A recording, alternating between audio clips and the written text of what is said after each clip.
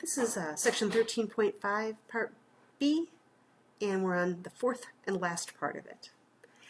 We're going to use a triple integral to find the volume of the solid inside this cone and between the planes z equals 1 and z equals 2. Again, just to start by visualizing what's going on here, we have this cone.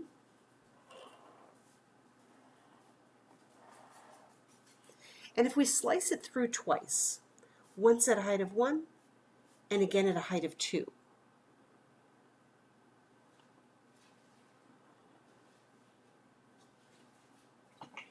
what we end up with is this little section in between. I think the technical name of that might be a frustrum.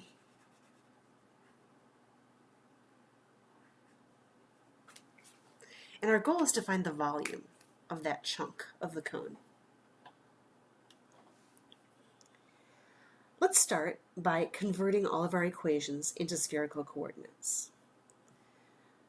If I look at this, I could rewrite that as 1 over the square root of 3 times the square root of x squared plus y squared.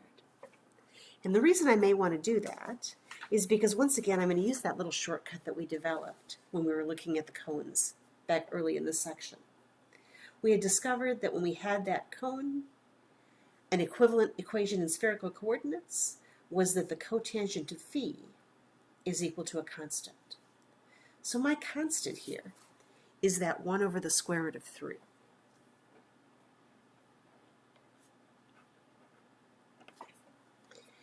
If I take the reciprocal of both sides, that would give me the tangent of phi is the square root of 3, and that tells me that phi is pi over 3.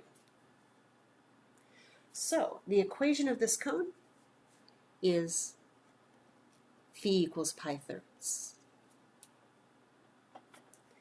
All right, what about the planes?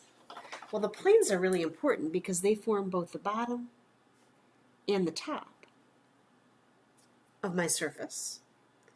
And those are the z equals 1 and z equals 2. So if I go to z equals 1, that would have, if I change using my conversion equations, z is rho cosine phi. That gives me rho equals 1 over the cosine of phi.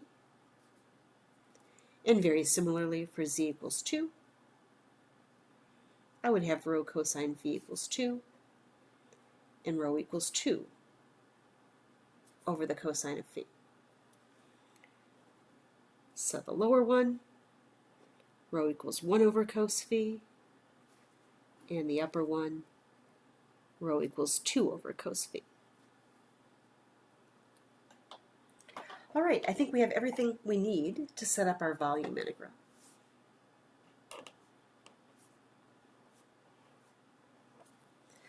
Volume, so I'm integrating 1. dv is rho squared sine phi, d rho, d phi, d theta. And if you imagine that radial spoke starting from the origin going out, I'm not inside my object at 0 this time. I don't go into my object until this lower plane, whose rho equation is 1 over cos phi. So the lower limit of integration, 1 over cos phi. I leave my solid object at this upper plane, whose equation for rho is 2 over cos phi.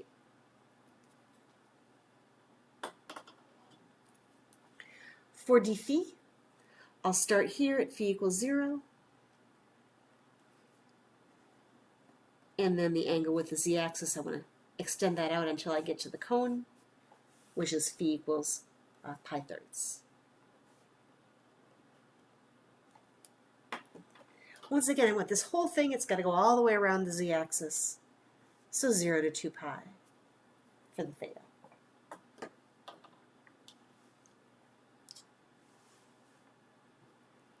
To evaluate this, I can once again bring down my theta. So I'll have a multiplier of 2 pi.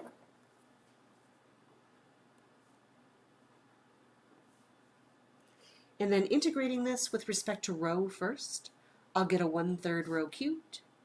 I'm going to put the dividing by 3 out here. And then I've got the rho cubed inside along with the sine phi. And that goes from rho equals 1 over cosine phi to rho equals 2 over cosine phi,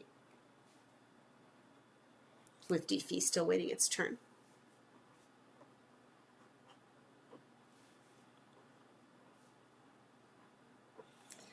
All right, let's see, rho cubed.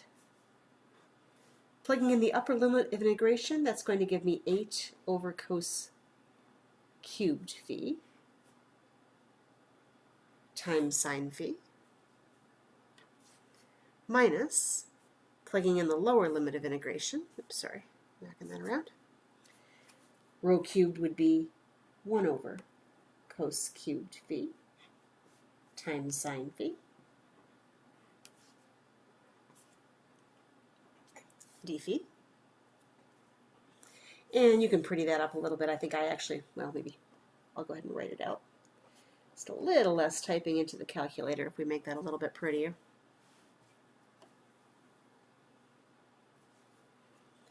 I've got 8 of these minus 1 of them, so I actually have 7 sine phi over cos cubed phi.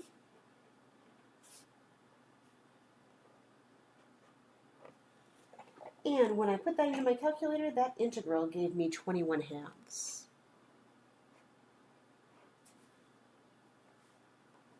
Which simplifies, if I cancel the 2's, 21 divided by 3 would be 7. So I end up with 7 pi for that volume. All right, that ends section 13.5, part B, ends it completely.